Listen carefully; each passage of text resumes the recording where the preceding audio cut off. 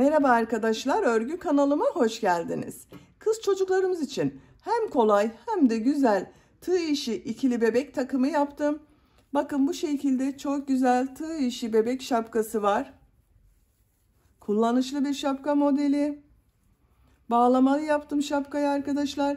Yine bu şapkaya takım olarak hem kolay hem de çok güzel görünen bu tığ işi bebek hırkası var.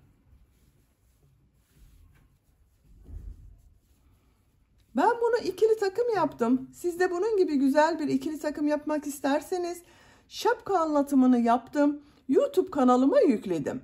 Bu şapkanın olduğu YouTube linkini izlediğiniz bu videonun açıklama bölümüne ekliyorum. Siz o link üzerine tıklarsanız bunun gibi güzel bir şapka yaparak ikili takım yapabilirsiniz. Şapka linkini izlediğiniz bu videonun sonunda da link olarak ekliyorum arkadaşlar. Sonunda görünen şapka resminin üzerine tıklarsanız çok kolay bulabilirsiniz. Biz bugün hem kolay hem de çok güzel olan bu tığ işi hırkayı yapacağız. Hırka modeli çok güzel bakın. Herkesin yapabileceği bir model. Hırka örgüsüne yakadan zincir yaparak başlıyoruz. Ben bugün bu hırka anlatımını 3 aylık bebek ölçüsüne göre yapıyorum. 3-6 ay arası bebek ölçüsünde. Siz bu hırkayı yeni doğan bebek için yapabilirsiniz. 1, 2, 3, 4, 5 yaş her yaş çocuklarınıza yapabilirsiniz. Hırkayı yeni doğan bebek için yapmak istiyorsanız benimle aynı sayıda başlayabilirsiniz. Burada yaptığım arttırma sırasını bir sıra eksik yaparsanız yeni doğan bebek için olur. Benimle aynı sayıda başlayıp bu arttırma sırasını bir sıra fazla yaparsanız 6 aylık bebek için olur. Yine benimle aynı sayıda başlayıp bu arttırma sırasını 2 sıra fazla yaparsanız 1-2 yaş arası çocuklarınız için olur. 2-3 yaş için yapmak istiyorsanız 8-10 zincir fazla başlayabilirsiniz. Ön bölümleri birer trabzan, arka ve kol bölümlerini 2'şer trabzan fazla yaparsanız 2-3 yaş arası çocuklarınız için olur. Ön bölümden düğmeli yaptım bakın.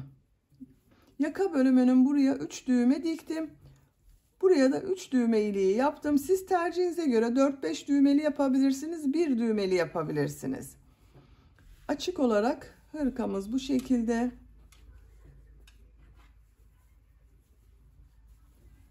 Hırka örgüsünde iplik olarak beyaz renk iplik, bu ipliği kullandım. 100 gram iplikte 320 metre var. Bir yumak iplik yeterli arkadaşlar beyaz bölüm için. Renkli iplik olarak da bu ipliği kullandım. Ben bugün bu renk iplikler ile yaptım. Siz tercihinize göre bu hırka veya takımı her marka iplik ve renkleri kullanarak yapabilirsiniz. Her marka bebek ipliği ile çok güzel oluyor arkadaşlar. İplik markası söyleyemiyorum. Buradan iplik markası söylememiz yasak. Siz tercihinize göre her marka bebek ipliğini kullanabilirsiniz. Tığ olarak 5 numara 3 milimetre tığ kullandım. Elim çok sıkı değil. Benim yaptığım tığ işi örgüler yumuşak oluyor. Sizin eliniz sıkıysa 3,5-4 milimetre tığ kullanırsanız çok daha güzel olur. Örgülerini videonun sonunda ölçüyorum. Oraya bakabilirsiniz. İplik tığ hazırlayalım. Hep birlikte hem kolay hem de güzel bu tığ işi hırka örgüsüne başlayalım. Örgü kanalıma abone değilseniz abone olmayı unutmayın lütfen. Hepinize kolay gelsin. İyi çalışmalar. Yakadan zincir yaparak başlıyoruz. İlk ilmeği ben bu şekilde yapıyorum. Size nasıl kolay geliyorsa o şekilde yapabilirsiniz. Zincirleri yapmaya başlıyorum. Çok sıkı zincirler yapmıyorum. 76 zincir yapalım. 76 zincir yaptım. Bakın çok sıkı zincirler yapmadım. Bu 76 zincirin kaç santimetre olduğunu ölçüyorum. 30 santimetre zincir uzunluğu var. Elimin sıklığına göre 30 santimetre için ben 76 zincir yaptım. Sizin elinizin sıklığına göre daha fazla zincir yapmanız gerekebilir arkadaşlar. Şimdi trabzan sırası yapacağız. Trabzanları yaparken yaka ayrımlarında ayıracağız arkadaşlar. 3 zincir dönüş için yapıyorum. Toplam 79 zincir oldu. Tığ üzerine iplik alıyorum. 3 ilmek atlıyorum. 1, 2, 3, 4. ilmeğe trabzan yapıyorum. Bu 3 ilmek atlayarak yaptığımla birlikte 10 trabzan yapıyorum. 3, 4, 5,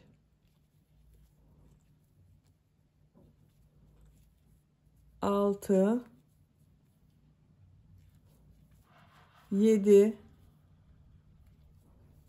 8, 9, 10. 10 trabzan yaptım. Arttırma yeri için 2 zincir yapıyorum. Kol bölümü için 18 trabzan yapıyorum. Her zincir üzerine bir trabzan yapıyorum. 18 trabzanı yapalım. Kol bölümü için 18 trabzan yaptım. Arttırma yeri için 2 zincir yapıyorum. 20 trabzan yapıyorum.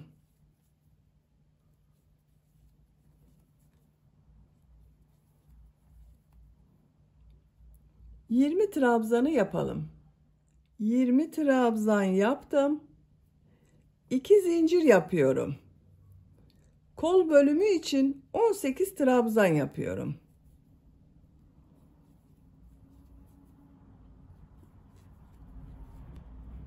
On 18 trabzanı yapalım. Kol bölümü için 18 trabzan yaptım. 2 zincir yapıyorum. Buraya 10 trabzan yapıyorum.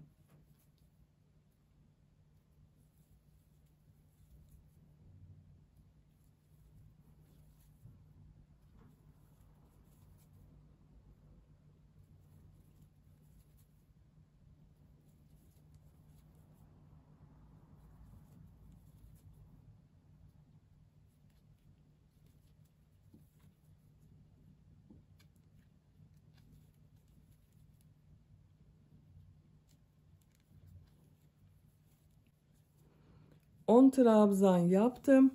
Bakın yaka ayrımlarını yaptık. 10 trabzan yaptım. Kol bölümleri için 18 trabzan yaptım. Buraya da 20 trabzan yaptım arkadaşlar. İkinci sıradayım. Bir zincir yapıyorum. Örgüyü çeviriyorum. İlk ilmeğe trabzan yapıyorum. Bütün ilmekler üzerine trabzan yapıyorum.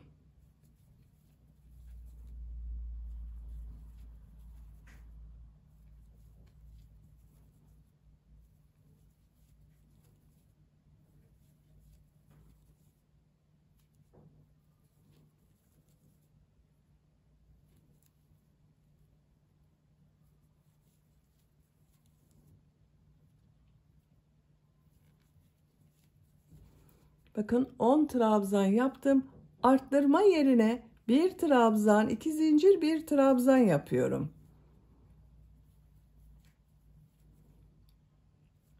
Diğer ilmeklere trabzan yapıyorum. Arttırma yerlerinde bir trabzan, 2 zincir, bir trabzan yapacağız. Bu arttırma yerine kadar devam edelim. Arttırma zincirine kadar trabzanları tamamladım. Arttırma yeri için bir trabzan, 2 zincir, bir trabzan yapıyorum. Diğer ilmeklere trabzan yapıyorum.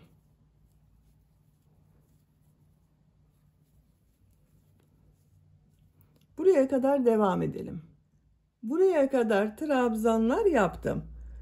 Arttırma zinciri üzerine bir trabzan, 2 zincir, bir trabzan yapıyorum. Diğer ilmeklere trabzan yapıyorum.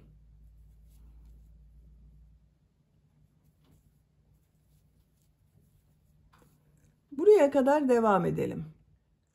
Arttırma zincirine kadar kol bölümünde trabzanları yaptım. Buraya bir trabzan, 2 zincir, bir trabzan yapıyorum. Diğer ilmeklere trabzan yaparak devam ediyorum.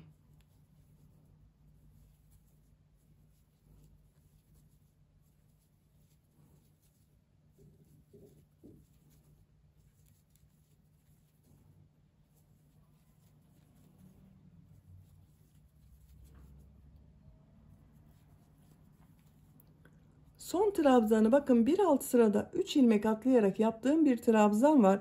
Bunun 3. zincire trabzan yapıyorum. Bu sırada 2, 4, 6, 8, 10, 11 trabzan oldu burası. Arttırma yerlerinde 1 trabzan, 2 zincir, 1 trabzan yaptık. Bakın hepsinde 4 yerde arttırma yapıyoruz. 3. sıradayım. 1 zincir yapıyorum, örgüyü çeviriyorum. İlk ilmeğe trabzan yapıyorum. Diğer ilmeklere trabzan yapıyorum. Arttırma zincirine kadar devam edelim. Arttırma yerine kadar trabzan yaptım. Arttırma yerine 1 trabzan, 2 zincir, 1 trabzan yapıyorum. Diğer ilmeklere trabzan yaparak devam ediyorum. Bu arttırma yerlerinde de 1 trabzan, 2 zincir, 1 trabzan yapalım. Diğer ilmeklere 1 trabzan yapalım. Sıra sonuna kadar devam edelim. Sıra sonuna kadar tamamladım. Bakın bütün arttırma yerlerinde 1 trabzan, 2 zincir, 1 trabzan şeklinde arttırmalar yaptım. Roba örgüsü bu şekilde devam edecek arkadaşlar. Bakın görüntüsü bu şekilde. Yapacak olduğunuz çocuğun büyüklüğüne göre bu 4 yerden arttırmalar yaparak robanın örgüsünü tamamlayalım. Roba örgüsünü 4 yerden düzenli arttırmalar yaparak 9 sıra yaptım. 1, 2, 3, 4, 5, 6, 7, 8, 9. Santimetre olarak ölçüyorum.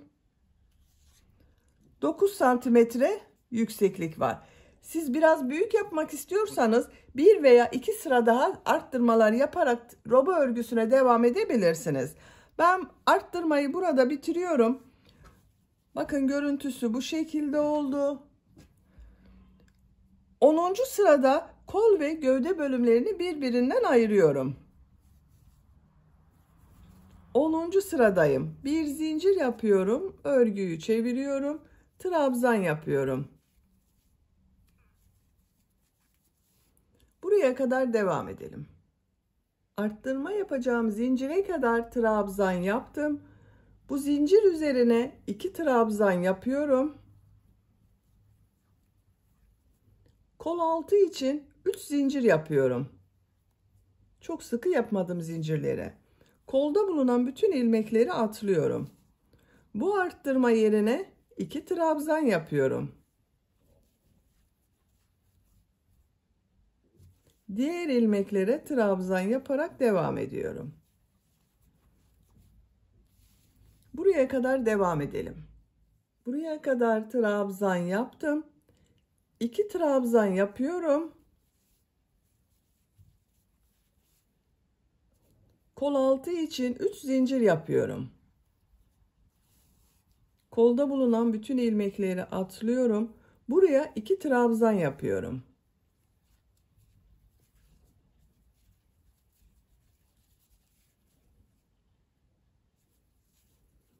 Diğer ilmeklere trabzan yaparak devam ediyorum. Sıra sonuna kadar devam edelim. Sıra sonuna kadar tamamladım. Bu sırada bakın kol altında 3 zincir ile ön ve arka bölümleri birleştirdik. Kol bölümünü gövde bölümünden ayırdım.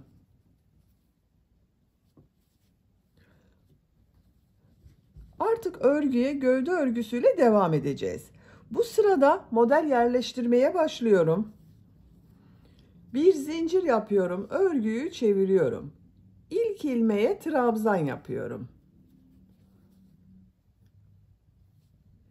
2 ilmek atlıyorum. Bu ilmeğe 3 trabzan, 2 zincir, 3 trabzan yapıyorum.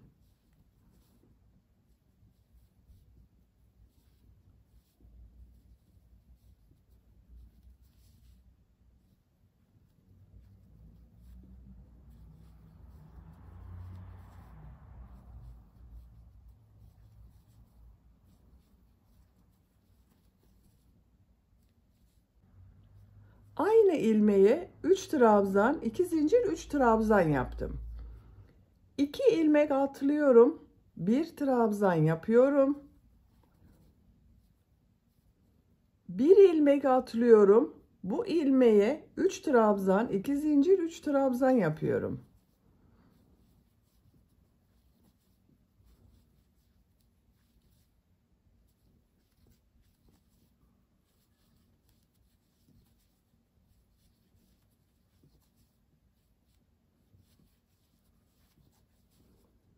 2 ilmek atlıyorum, bir trabzan yapıyorum.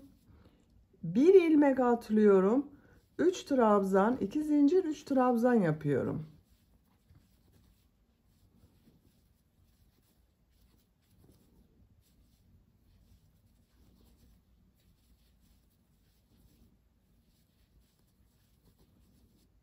İki ilmek atlıyorum, bir trabzan yapıyorum. 1 ilmek atlıyorum, 3 trabzan, 2 zincir, 3 trabzan yapıyorum.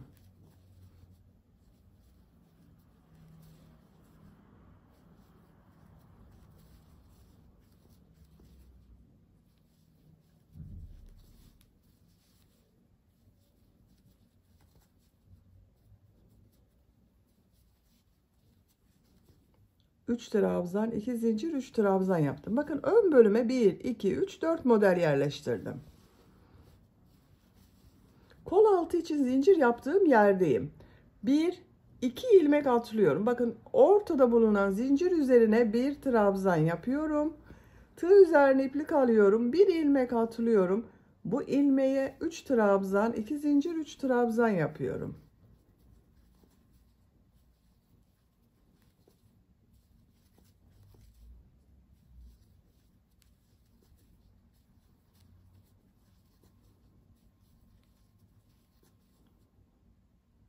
İki ilmek atlıyorum, trabzan yapıyorum.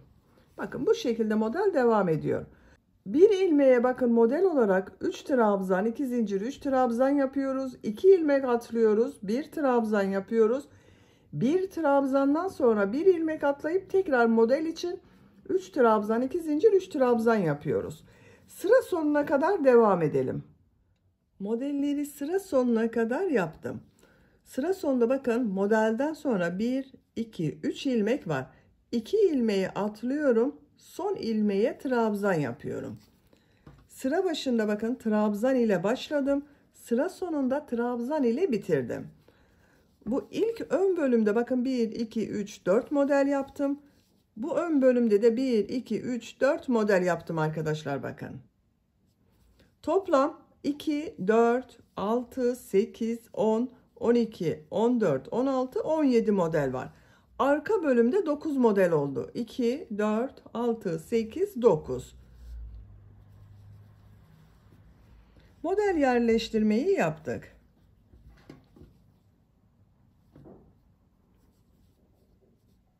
Bu 17 model ile örgüye devam ediyorum. Bir zincir yapıyorum, örgüyü çeviriyorum. İlk ilmeğe trabzan yapıyorum. Model ortasında bulunan bu iki zincir üzerine 3 trabzan, 2 zincir, 3 trabzan yapıyorum.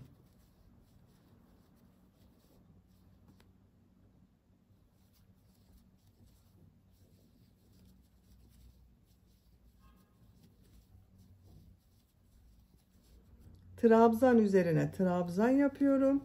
Model üzerine 3 trabzan, 2 zincir, 3 trabzan yapıyorum.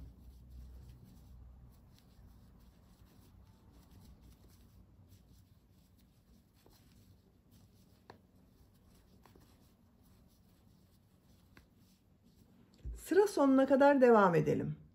Sıra sonuna kadar tamamladım. Son model üzerine 3 trabzan, 2 zincir, 3 trabzan yaptım. Son trabzan üzerine de bir trabzan yapıyorum. Bir zincir yapıyorum. Örgüyü çeviriyorum. İlk ilmeğe bakın trabzan üzerine trabzan yapıyorum. Model üzerine 3 trabzan, 2 zincir, 3 trabzan yapıyorum.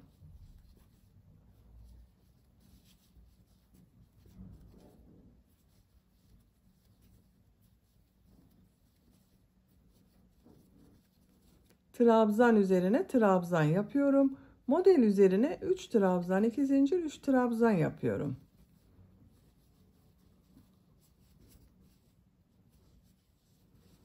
Bakın kol altının görüntüsü bu şekilde oldu.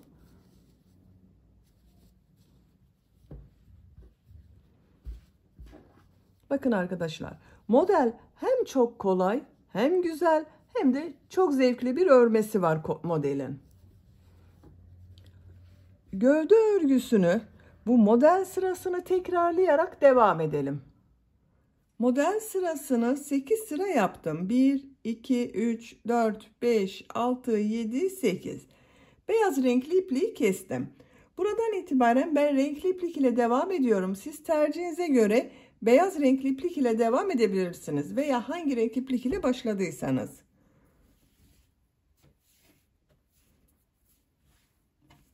Aynı modelleri yapacağız. Bakın ipliği kestiğim ilmekten renkli iplik ile bir ilmek yapıyorum.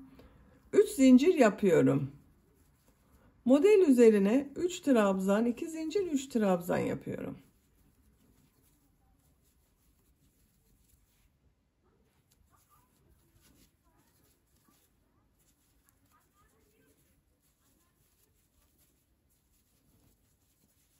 Trabzan üzerine trabzan yapıyorum. Model üzerine 3 trabzan, 2 zincir, 3 trabzan yapıyorum. Bakın aynı modeli yapıyoruz. Sadece renk değiştirdim. Birkaç sıra renkli iplik ile modeli yapmaya devam edelim. Model sırasını yapacağım ölçüye göre tamamladım. Renkli iplik ile 5 sıra yaptım. 1, 2, 3, 4, 5. Beyaz renk iplik ile 1, 2, 3, 4, 5, 6, 7, 8. Toplam 13 sıra model sırası yaptım. Benim yapacağım ölçü için bu yeterli arkadaşlar. Ben bugün 3-6 ay arası bir bebek için yapıyorum. Bu ölçüde yaptım. Siz tercihinize göre 1-2 model sırası devam edebilirsiniz. Santimetre olarak ölçüyorum. 17 santimetre yükseklik var. Burada bitirmiyorum. Son sırayı yapacağız. Son sırayı yapmadan önce bu yaka çevresinde pıtırcık modeller yapıyorum. Yaka bölümünün buraya da düğme ilikleri yapacağız arkadaşlar. Bakın en son trabzan yaptım. Buraya bir sık iğne, 2 zincir, bir sık iğne yapıyorum. Pıtırcık model yapıyorum. Bir ilmek atlıyorum. Bir sık iğne, 2 zincir, bir sık iğne yapıyorum. Bakın şu ilmeği atlıyorum buraya. Bir sık iğne, 2 zincir, bir sık iğne yapıyorum.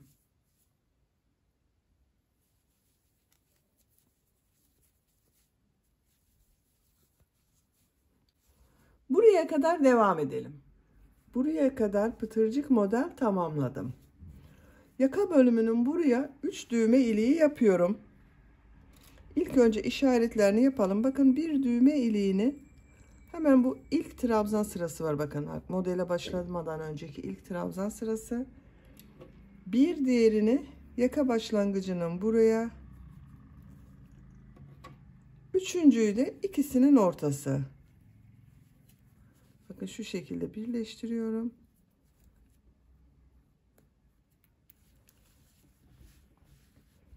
Ben 3 düğmeli yapıyorum. Siz tercihinize göre bunu tamamını düğmeli yapabilirsiniz. Şu ilk ilmeğe bir sık iğne yapıyorum. Düğme iliği için 7 zincir yapıyorum.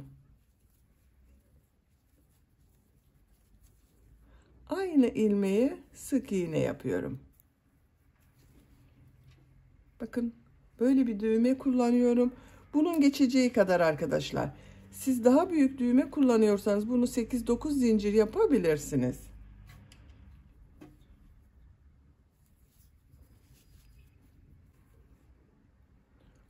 Şu bir ilmeği atlıyorum. Bu ilmeğe bir sık iğne, 2 zincir, bir sık iğne yapıyorum. Şu ilmeği atlıyorum. Bir sık iğne, 2 zincir, bir sık iğne yapıyorum. Bir sık iğne, 2 zincir, bir sık iğne yapıyorum. Bakın 1, 2, 3 pıtırcık model yaptım. Şimdi tekrar düğme iliği yapacağız. Şu bir ilmeği atlıyorum. Bu ilmeğe bir sık iğne yapıyorum. Düğme iliği için 7 zincir yapıyorum.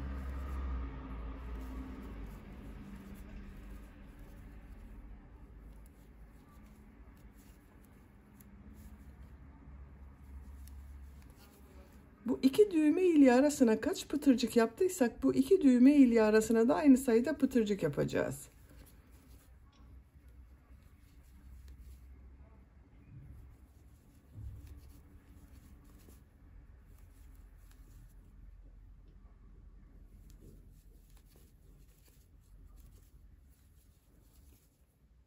bir ilmek atlıyorum. Düğme ili yapmak için bir sık iğne yapıyorum.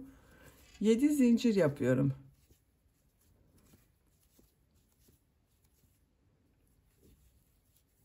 Sık iğne yapıyorum. Bakın 3 düğme iliğini yaptım.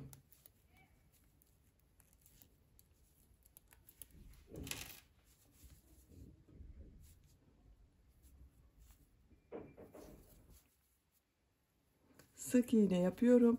Yaka çevresinde sık iğne yaparak devam ediyorum. Her ilmeğe sık iğne yapıyorum.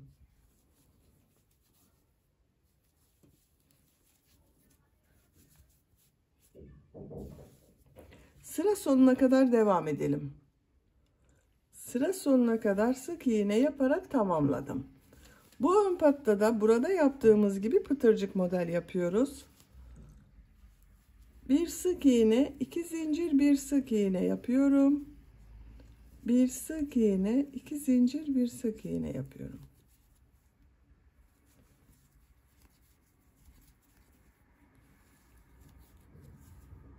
Sıra sonuna kadar devam edelim. Sıra sonuna kadar tamamladım. Bakın bu şekilde oldu. Bu ön patta kaç pıtırcık model yaptıysanız burada da aynı sayıda pıtırcık model yaparsanız görüntü olarak daha düzgün olur. Şimdi uç bölümü yapacağız. Uç bölümde dilim modelleri yapıyorum. Şu ilk ilmeğe sık iğne yapıyorum.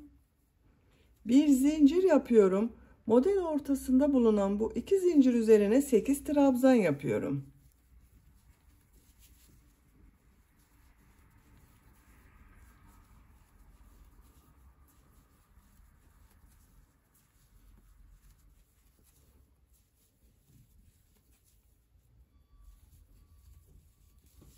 Sekiz trabzan yaptım. Bir zincir yapıyorum.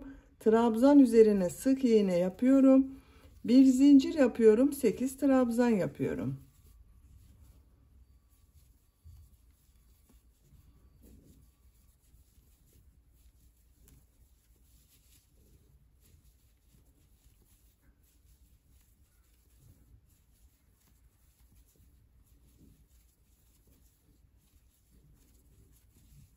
Sekiz trabzan yaptım. Bir zincir yapıyorum. Sık iğne yapıyorum. Sıra sonuna kadar devam edelim. Sıra sonuna kadar modelleri yaptım. Bir zincir yapıyorum. Şu ilmek ile ilmek kaydırma yaparak birleştiriyorum. İpliği kesiyorum. Bakın arkadaşlar, uç bölümün görüntüsü bu şekilde oldu. Çok güzel oldu.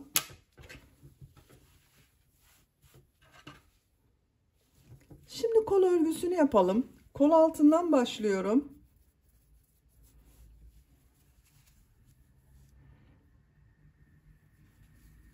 İpliği bağlıyorum.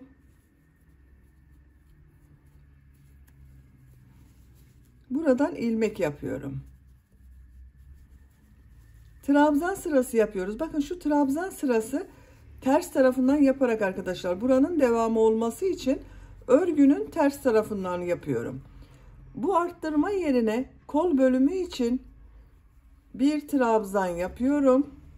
Diğer ilmeklere trabzan yaparak devam ediyorum.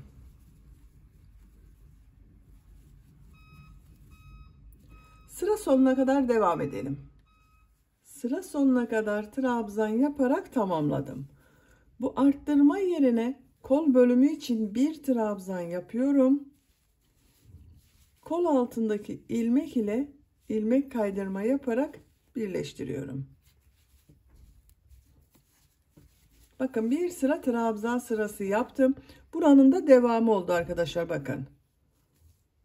Şimdi model yerleştirmeye başlıyorum. Burada yaptığımız modeli kollarda da yapıyoruz. 3 zincir yapıyorum. Bakın örgünün düz tarafından devam ediyorum. 2 ilmek atlıyorum. Bu ilmeğe 3 trabzan, 2 zincir, 3 trabzan yapıyorum.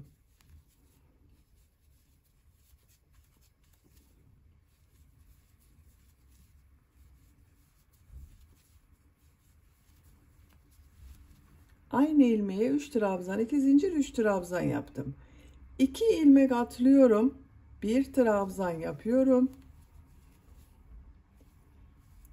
Bir ilmek atlıyorum. 3 trabzan, 2 zincir, 3 trabzan yapıyorum.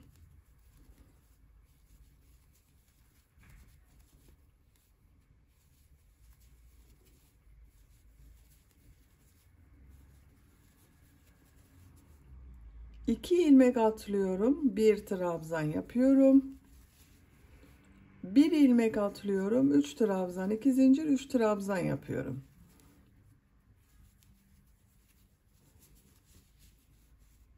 Bakın modelden sonra 2 ilmek atlıyorum. Bir trabzan yapıyorum.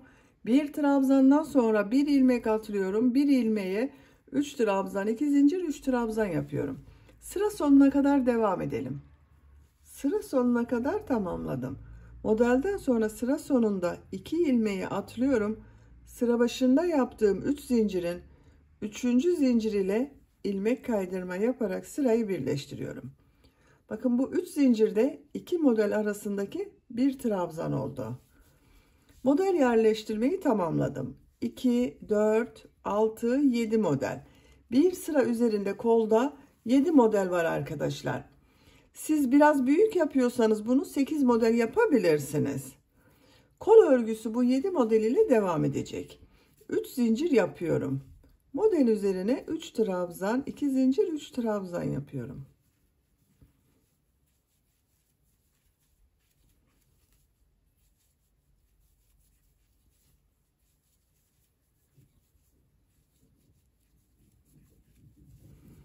Trabzan üzerine trabzan yapıyorum. Model üzerine 3 trabzan, 2 zincir, 3 trabzan yapıyorum. Sıra sonuna kadar devam edelim. Sıra sonuna kadar tamamladım. 3 zincir ile ilmek kaydırma yaparak sırayı birleştiriyorum. 3 zincir yapıyorum. Model üzerine 3 trabzan, 2 zincir, 3 trabzan yapıyorum.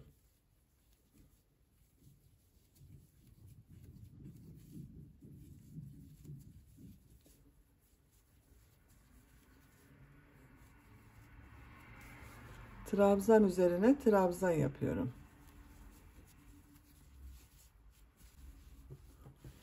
Kol örgüsüne bu model sırasını tekrarlayarak devam edelim. Kol örgüsünü 9 model sırası yaptım. 1, 2, 3, 4, 5, 6, 7, 8, 9. Burada bitirmiyorum arkadaşlar. Renkli iplik ile modele devam ediyorum. Bakın diğer kol örgüsünü ben tamamladım. 9 sıra beyaz renkli iplik ile yaptım. 2, 4, 6, 8, 9. 3 sıra renkli iplik ile yaptım. Son sırada bu gövde bölümünde yaptığımız gibi dilimli modeller yaptım. Bu kolda da aynı yapacağız.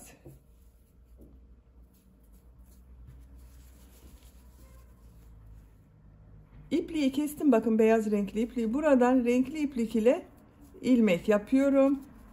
3 zincir yapıyorum. Model üzerine 3 trabzan, 2 zincir, 3 trabzan yapıyorum.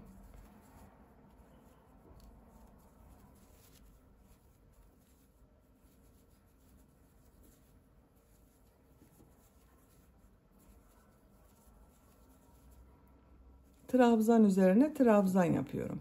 Aynı şekilde modellere devam ediyoruz arkadaşlar. Renkli iplik ile 3 sıra model sırası olarak tamamlayalım. Model sırasını renkli iplik ile 3 sıra yaptım. 1, 2, 3. Son sırayı yapacağız arkadaşlar. Bakın bu kol ucunda yaptığım dilimli modelleri yapacağız. Son olarak bakın ilmek kaydırma yaparak sırayı birleştirdim. Bir zincir yapıyorum. Model üzerinde bulunan 2 zincir üzerine 6 trabzan yapıyorum.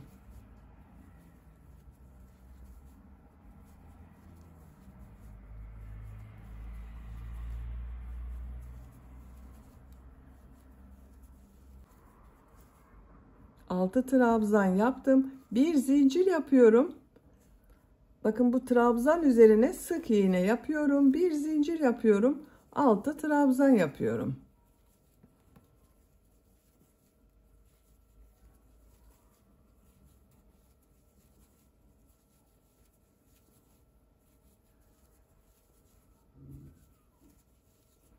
Bir zincir yapıyorum. Sık iğne yapıyorum. Bakın bu şekilde dilimli model yapıyoruz. Bakın burada 8 trabzan yaptım. Kol ucunun biraz dar olması için 6 trabzan yapıyorum. Sıra sonuna kadar devam edelim. Sıra sonuna kadar tamamladım. Son modeli de 6 trabzan yaptım. Bir zincir yapıyorum. Şu ilk ilmek ile ilmek kaydırma yaparak sırayı birleştiriyorum. İpliği kesiyorum.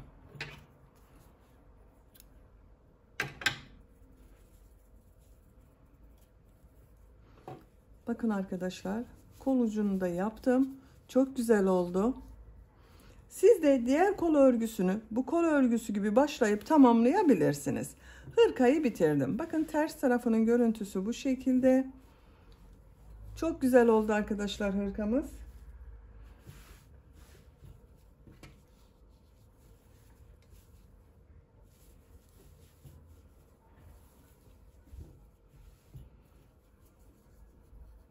Düğmesini takıyorum.